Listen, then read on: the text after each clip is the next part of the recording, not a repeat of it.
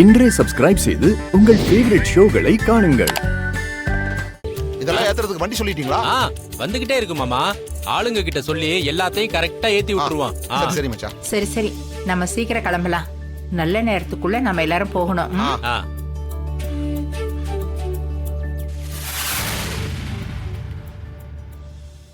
அண்ணா, எல்லாத்தையும் வாங்கிட்டோம்ண்ணே.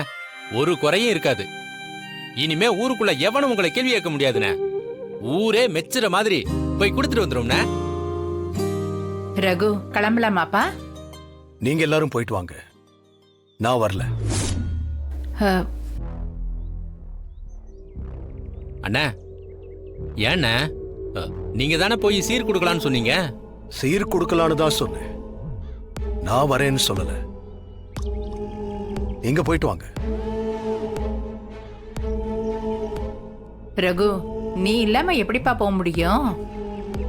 ஆமாங்க, எல்லாரும் சேர்ந்து போய் கொடுக்கறது தானே முறையா இருக்கும்.